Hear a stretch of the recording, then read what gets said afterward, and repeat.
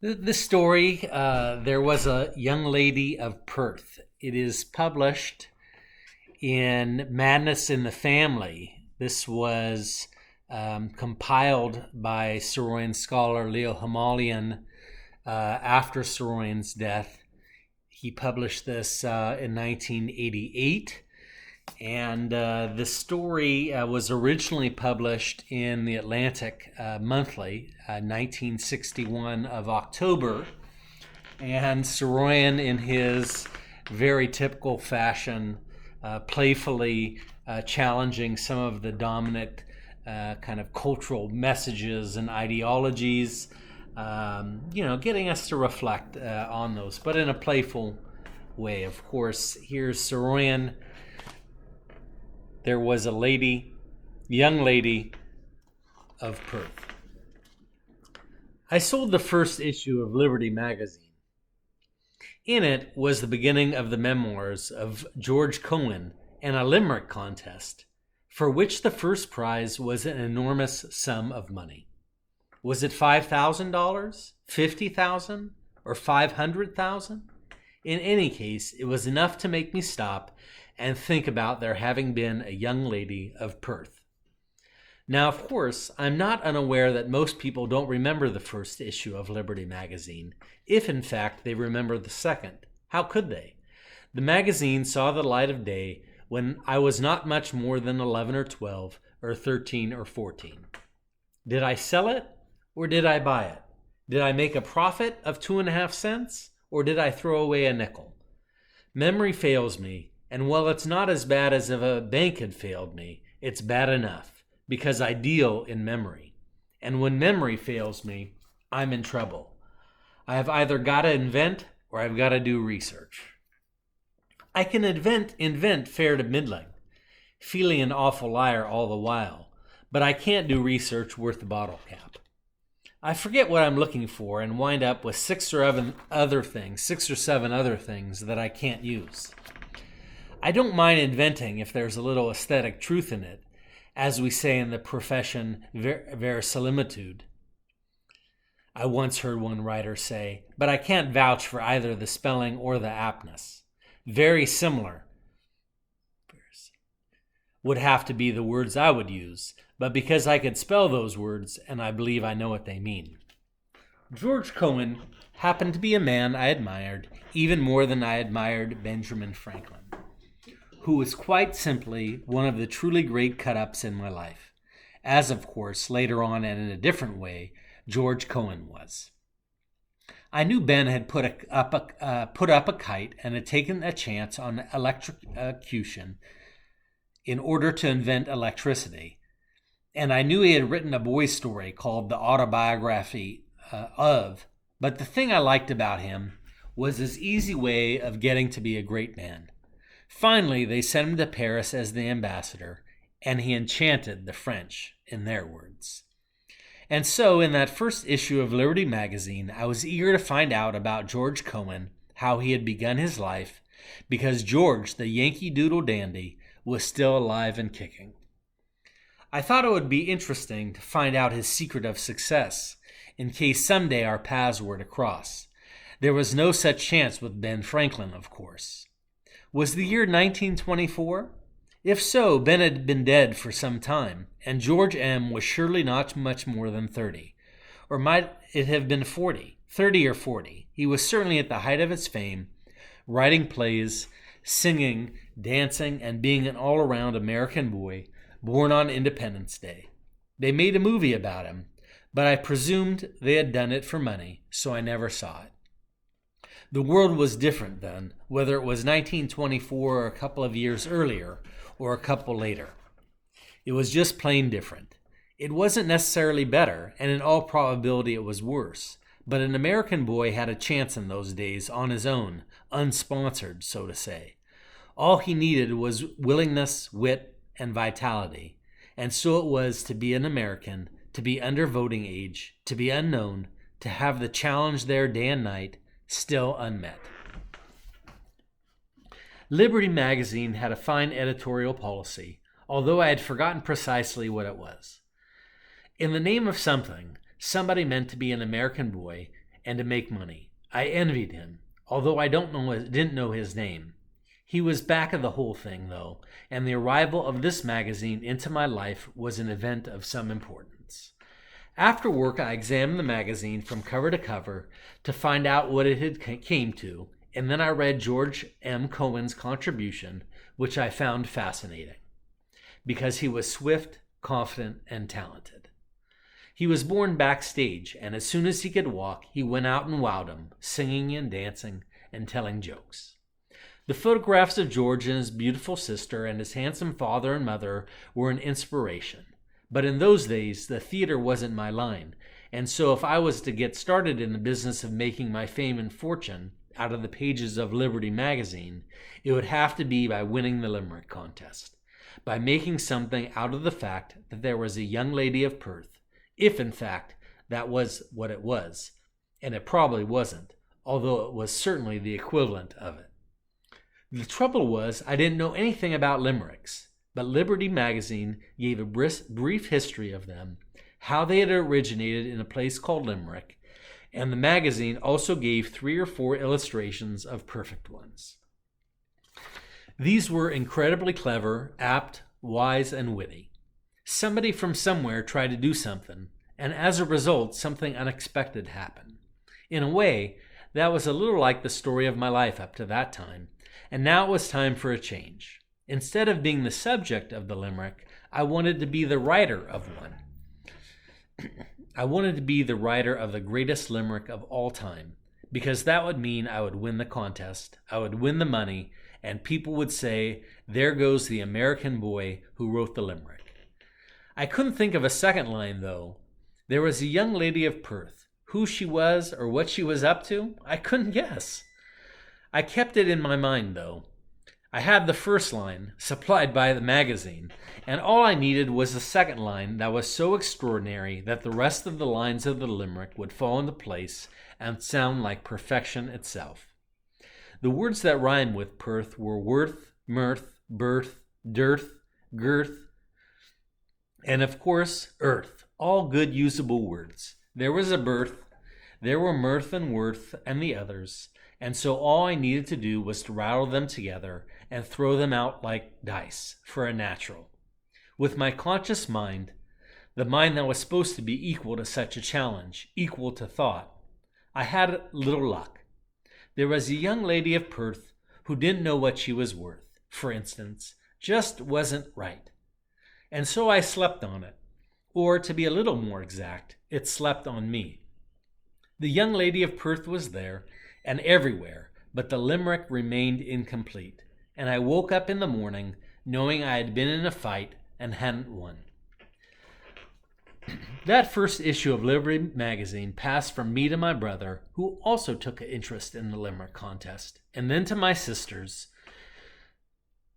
so that before the second issue of the magazine came out, everybody in my family was at work trying to win the fame and fortune as a limerick writer. We weren't very good at it, though. I don't know who fell out first, but I know it wasn't me. I think it was my brother, who tended to be cynical about contests in general, and about theories of how easy it is to rise up in the world. He said it just wasn't an overnight proposition. A man of 13, he believed, was a little less likely to be invited to Washington to discuss educational reform with President Harding than a man of 16, for instance. But a man of 16 was less likely than a man of 19, and our neighborhood was pretty well stocked with 19-year-old American boys who knew a thing or two about educational reform, throughout teachers who had remained stupid after considerable schooling. That was the basic educational reform principle of the neighborhood. I noticed with regret my brother's scorn for the limerick writing contest, and I made up my mind to be different. I had made up my mind to have stick-to-itiveness, because I had heard that everybody who had ever amounted to anything had stick-to-itiveness. I reasoned that if they had had it, and had needed it, and had won through to success on account of it, I was going to have it too. Every evening when I got home from work, I checked with the other contestants, only to discover after 2 or 3 such checks that everyone had given up. I also had discovered that my persistence, or stick-to-itiveness, was being taken for a nuisance. Somebody said, "To hell with the young lady of Perth. This is Fresno."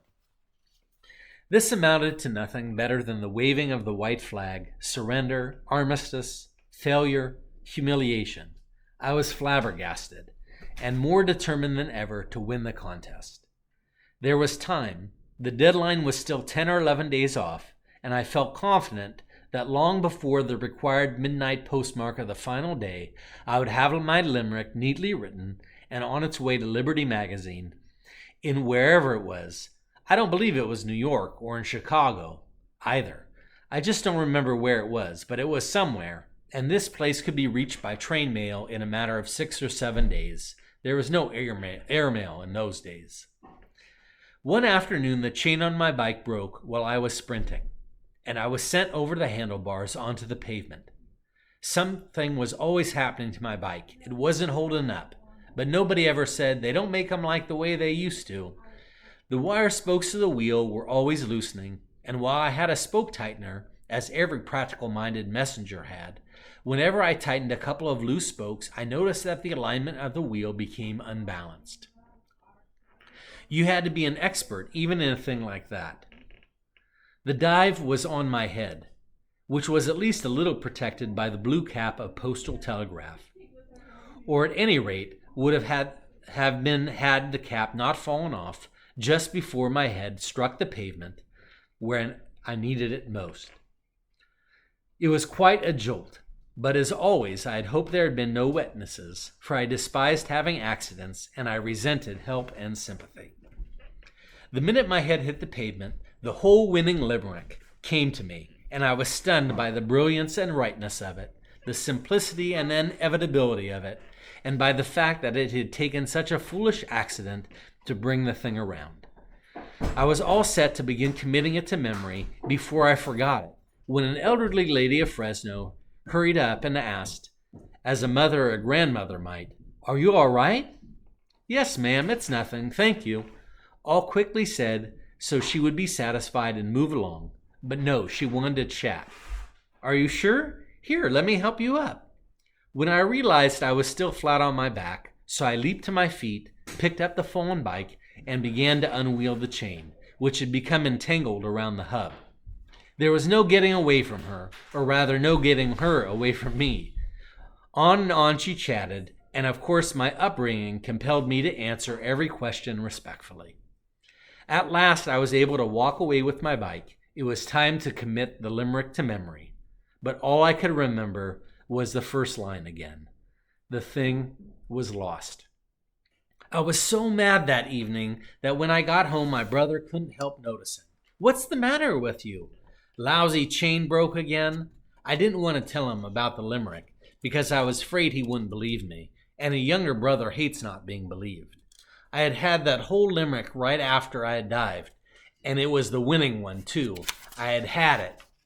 And then that nice old lady of Fresno had come up and had made me forget it. My brother examined my head and told me there was a bump there. I told him I knew there was a bump there. He wasn't really satisfied with my reason for being mad, and little by little he won me over to a full confession. I was astonished that he didn't disbelieve me. On the contrary, he was sure that I had had the winning limerick and had lost it. "The thing to do," he said, "is to get it back." "How?" "The same way. Sprint and break the chain and dive on my head? Nothing doing. That's how it came to you. That's how you'll get it back. If you want something badly enough, you've got to pay a price for it." "It was an accident," I said. "I'm not going to have an accident on purpose. I don't think it's possible in the first place, and even if it were, even if I had another accident, how do I know what kind of limerick I'd get out of it? It might not be the winner at all." "Suit yourself," my brother said. Now, it had never occurred to me that he was just having fun, and I kept thinking about his suggestion. After supper, we went out to the backyard where our wheels were.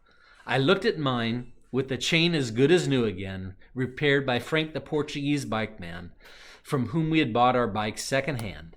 And after a moment, I had got on the bike, real slow and easy, and rode out across the empty lot adjoining our backyard and then out onto the sidewalk of San Benito Avenue, and then out onto the pavement of M Street, and there I began to sprint. My brother came running after me, shouting, "For God's sake, I was only kidding. Don't do it. Don't do it. You'll kill yourself."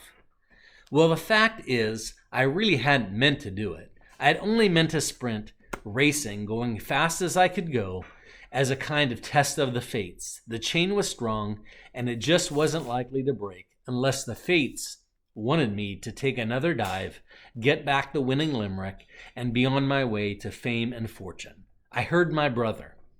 The memory of what it was, I had a lot of stick-to-itiveness, came back to me, and I decided I would do my best to make that repaired chain snap and break. After all, I raced 3 blocks to Ventura Avenue. Without luck, the chain was as strong as ever. My brother rode up his wheel and said, "Now look, if you really think that's the way to get this lost limerick back, I'll do everything that I can to help you." "How?" "I'll hold you 2 feet above the pavement. That's enough. And drop you. It's safer that way." We were riding back on M Street in any case, so we rode up to Rainier Brewery, a kind of Bavarian red brick castle entangled in the railroad tracks and company roads, and we rode around the brewery, closed now, finished for the day, and we discussed the problem. After a while, we dismounted and sat on the steps of the brewery to discuss procedure a little further and to make sure that nobody was around. The coast was clear, and procedure had been agreed upon when Eddie Emirian and Johnny Sooney came up, bouncing an old tennis ball. My brother and I were challenged to a game of handball against the brewery wall. We won 21-18, and then it was dark, but Eddie and Johnny wanted another game, so we played in the dark and won 21-12. When we reached our house, the boys sat with us on our front porch and talked about school. It looked as if they never wanted to go home, but finally they did, and my brother said, "Well, how about it? The tar on San Benito Avenue isn't hard enough," I said.